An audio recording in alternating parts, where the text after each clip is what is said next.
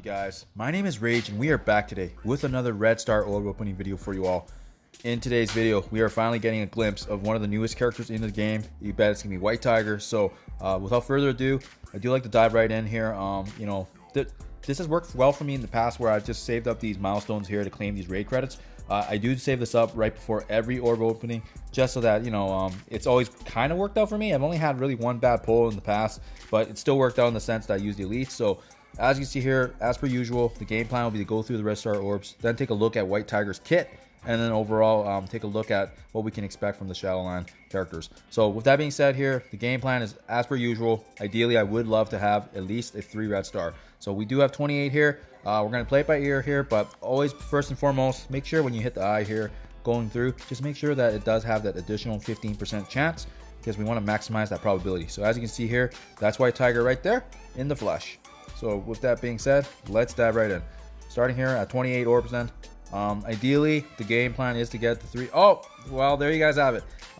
That's the 3 red right there. That's generally where I stop because I don't like to get greedy. I like to also save up the Red Star orb. So, I mean, short and sweet for you guys there. With that being said, now we can actually just dive to take a look at her kit, what she's going to bring to the table for the Shadowland roster, as you can see, consisting of Daredevil, Elektra, Night Nurse, Moon Knight, as well as most recently White Tiger. So taking a look here, her Rising Claw basic attack, attacking the primary target for 70% damage, also additionally applying a heal block and that capability to apply a defense down. So you're going to see that this is really nice because it's kind of similar to Symbiote Spider-Man's basic attack. However, this basic attack doesn't actually change, so I don't know if there's going to be an opportunity where she can assist later on, but you can see that when she does perform the assist, she does also have a chance to apply that defense down and a slow for 2 turns at least.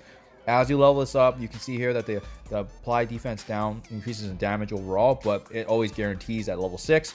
And if you were to actually T4 this with the hard-earned T4 credits, it can apply the defense down for a total of 2 turns. So in my opinion, depending on how much raw damage she's going to be applying and she's assisting a lot, I think this is definitely a basic attack that's actually worth considering the T4. Just because having that defense down for 2 turns, that's quite significant, especially when not many characters in the game can do it. Symbiote Spider-Man being one of those notable ones. Next, Stalking slash special ability here. Stalking slash essentially attacks the primary target and additionally, similar to the basic attack, applying a heal block. So it's really nice. She's going to be able to prevent a lot of characters from healing. As you level up this ability, you're going to see that she can also apply disruption for 2 turns. And in War, this is really where it's not going to be nice. Kind of gives us a glimpse of the Shadowland characters. In War, she can also apply ability block for 2 whole turns. So this is a special attack that we're talking about applying a heal block, disruption, and ability block. Is really just canceling out a character completely. So I do like the sound of that, especially in war battles.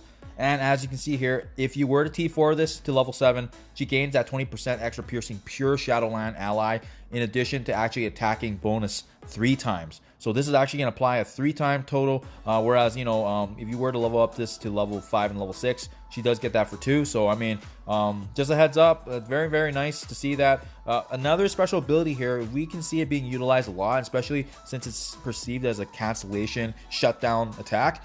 This is very, very good to kind of synergize with the roster and can potentially, I would say, this is definitely a strong consideration for T4 as well. So far, White Tiger's kit's looking very, very good for her Shadowland characters. Throw of the Fight ultimate ability. Essentially for this one, it's a little bit more of a passive ability here in the sense that not really dealing damage, it's really just taking care of herself. She's essentially clearing the negative conditions from herself in addition to applying a 100% damage to the primary target. More so, this one's just self-sustaining herself, kind of working like similarly to, I would say, Iron Fist's ability, but really kind of focusing on healing both herself and cleansing the negative conditions on her. We unfortunately don't see it benefiting her Shadowland characters, so I don't know how much I would actually consider T4ing this if it's just going to be her. If it was an ability that applied to the whole team, then I would consider otherwise, but I think the level 6 here with 3 negative conditions is good enough. So definitely this is not a T4 recommendation from just a preliminary review right now, but obviously that can change over time depending on how the combat and the synergy of the team shows itself more in the war battles. Last but not least, I have the Tiger passive ability. So with this one, whenever she does provide a kill, she's actually going to be gaining additional speed bar. And in addition, you can see that on War Offense, she's also going to gain an extra 20% damage for both herself and every Shadowland ally on her team. So as you guys level this up, you're going to see that she's also going to gain offense up for herself and all Shadowland allies. Additional speed bar increases, providing additional focus for Shadowland allies. And specifically in War, they're also going to gain an additional 30% resistance. So it's going to increase their overall survivability. Last but not least, if you were to T4 this ability, she also gains more speed bar per Shadowland character. And on addition, the Shadowland allies on top of herself also gain additional speed bar upon a kill as well. So if this is going to be one of those proficient War Offense teams, this is 100% a T4 I would definitely recommend. But that's only if you were planning to use these guys for War. Otherwise, I would say this team, overall, I'm not sure if they can be utilized in other facets of the game, right? Such as raids, arena battle. That's really hard to say. So this team really does sound like it's going to shine in War, and we'll definitely cross that bridge when it comes, especially when we do the Red Star Orb opening for Moon Knight here, and really take a look overall at what this brings to the table. My first preliminary comments, however, is that I do love the remakes here with Elektra, Night Nurse, and Daredevil.